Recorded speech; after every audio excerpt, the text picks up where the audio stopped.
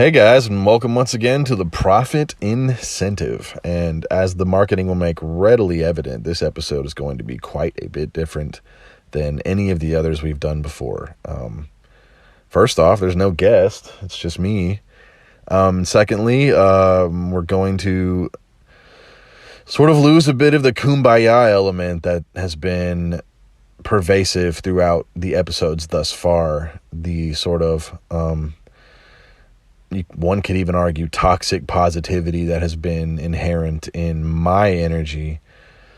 And that is, of course, only my fault and is a result of my own unfinished healing from trauma that has left me with certain people-pleasing tendencies.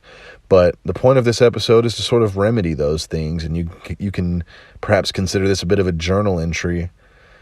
We're going to touch on some pretty serious topics, and I'm not going to use the names of the people that have been involved in these situations. I will use rhymes or something in order to illustrate to those who are in the know and those who are central to these situations, illustrate to them what is going on with an accurate depiction while not exactly doxing any of the parties involved to the broader internet world. But before I even get into that, I want to talk about what is core and axiomatic to my nature, and that is Christ consciousness, the decision to move in love. It is important to understand that if you wish to move in Christ consciousness or in accordance with the yin yang, to see the sins of yourself and others and to forgive and to love and to attempt to live in accordance with love, it becomes necessary at times to become the defender of love. And that is because at times certain forces or entities will align themselves for whatever reason, be it justifiable or unjustifiable, against love.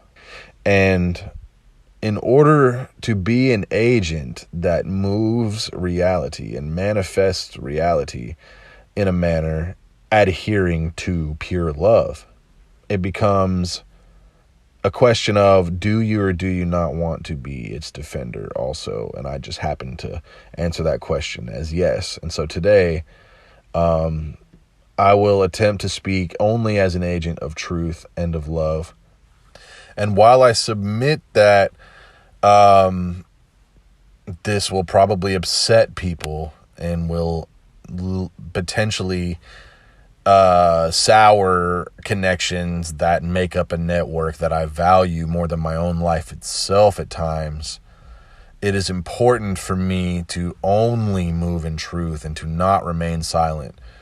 And so for that reason, I cannot do another episode of this podcast without addressing these things and without clearing the air about this, so to speak. And I guess before I go any further, I'm just going to take a quick sip of water.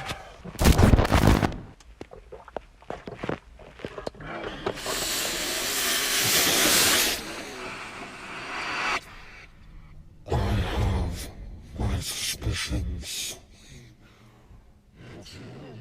Many a night I have lied awake, pondering that which must not be pondered. But ultimately, even I must sleep. What am I to do? I believe that to be what is making his moves.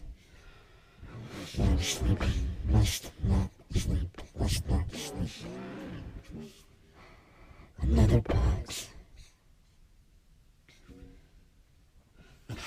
419 bears. Oh my God. The Mecca.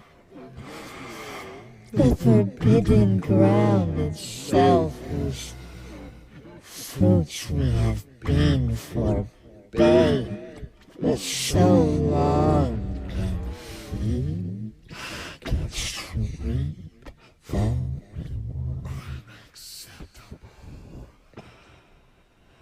He calls himself Tyler Craft, but don't we all from time to time? the situation calls for.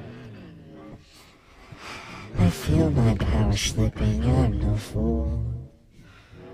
Even the 6 fingers themselves look at me from the corners of their eyes.